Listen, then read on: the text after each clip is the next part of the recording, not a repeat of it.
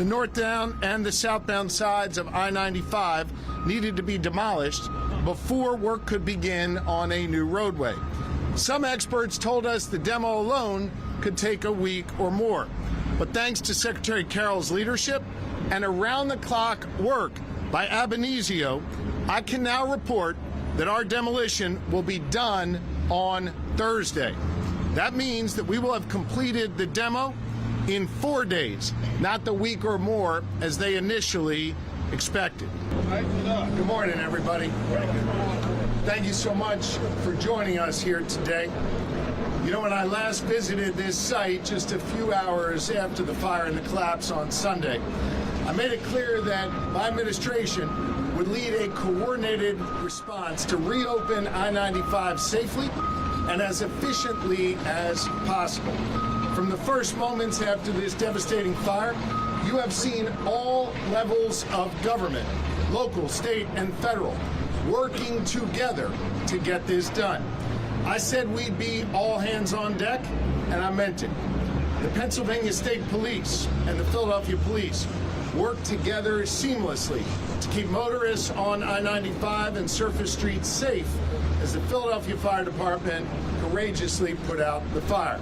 The Federal Highway Administration, the city, PECO, Philadelphia Water Department, local contractors, and so many others have provided PennDOT and Secretary Carroll's team with everything that they have needed thus far.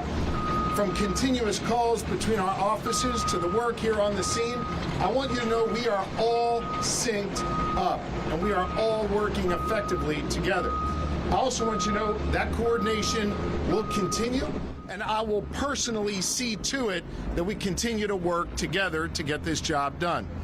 I've been in regular communication with our mayor and other local and state leaders, and I've spoken directly to President Biden about this issue. Both the president and Secretary Buttigieg, who was here just yesterday, have made it clear that the federal government will provide whatever Pennsylvania needs to repair I-95. And I want you to know they have been great partners in this process. You'll hear from one of those partners in a moment. We all know how critical I-95 is to the flow of people and goods, not just here in Northeast Philly, but all up and down the eastern coast, eastern seaboard. With 160,000 motorists passing through this stretch of 95 each day, this road is a key part of our economy, and it's a key part of our everyday lives. And it's critical that we get it reopened as quickly as possible. That's why on Monday morning, I signed a disaster declaration to expedite the rebuilding of I-95, to cut through the red tape, and to devote all possible resources, federal and state, to this project. We are going to show this great city, our Commonwealth, and the world the grittiness, the toughness, the ingenuity, and the capacity to get this road reopened as quickly as possible. And I want you to know we are already making progress. As I reported earlier, the northbound and the southbound sides of I-95 needed to be demolished before work could begin on a new roadway. Some experts told us the demo alone could take a week or more. But thanks to Secretary Carroll's leadership and around-the-clock work by Ab initio, I can now report that our demolition will be done on Thursday. That means that we will have completed the demo in 4 days, not the week or more as they initially expected. While the demo has been going on, our other teams of PennDOT engineers and others have been hard at work too. In coordination with Administrator Batt at the Federal Highway Administration and his team, we have been developing the fastest way to get this roadway reopened. I told them very clearly, put every option on the table, to think outside the box and to work quickly. And that's exactly what they've done. We have determined collectively that the most efficient way to reopen I-95 is to backfill the gap in the roadway behind me and then pave over it. This approach will allow us to avoid delays due to shipment and supply chain issues and pursue a simple, quicker path. Once complete, cars and trucks can return to this stretch of 95, and then we will work together to build a permanent bridge while making sure we keep 6 lanes of traffic open at all times that road construction, that bridge construction goes on. Now, while this plan was being developed, our outstanding team of lawyers in the Office of General Counsel, led by Jen Selber and other professionals, were doing their jobs to ensure that we had a team ready to do this work. I can report that the Secretary of PennDOT has hired Buckley and Company, a Philadelphia-based contractor here with us today with extensive experience in this area. We have also been coordinating closely with Ryan Boyer and the Philadelphia Building Trades, who have pledged their members. Yep, you can clap for Boyer. They have pledged that their members, many of whom stand behind me today, are prepared to work 24/7 to get this road reopened. They're doing that for this great city, for this great Commonwealth, and for our nation. That means around-the-clock work that you've seen going on here during the demo phase is going to continue until this road is reopened. Listen, Philly's a sports town, and I am a sports guy. I love to play, I love to watch, and I love to coach.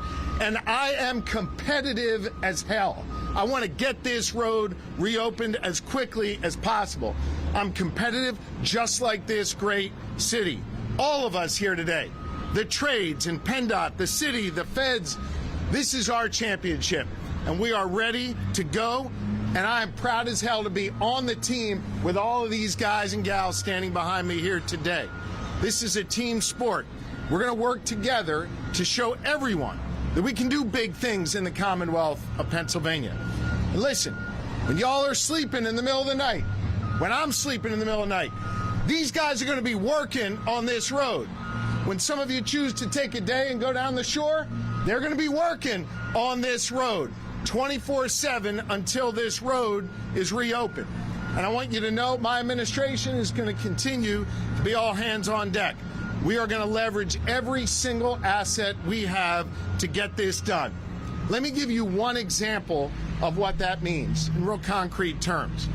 Under the leadership of Colonel Paris, our state police commissioner, who joins us here today, tomorrow, the Pennsylvania State Police is going to escort trucks carrying specially designed Pennsylvania-made fill. This is recycled glass aggregate. They are going to escort them from Delco up 95 to make sure that fill gets here as quickly as possible to put in that hole behind me and make sure not a single moment is wasted. All hands on deck. Our state police working together with our building trades, working together with Pennsylvania Fill to get this done.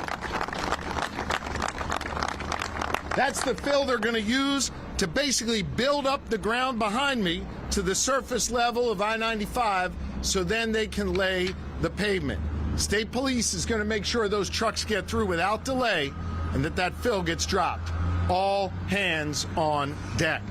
Getting I-95 reopened and repaired as safely and as efficiently as possible is our top priority. And I want you to know we are all working our tails off. We cut through the red tape. We developed a creative plan, and we are executing. Under the leadership of Secretary Carroll and with the support of our federal and local partners and the talented trades workers right here in Philadelphia, we're moving full steam ahead.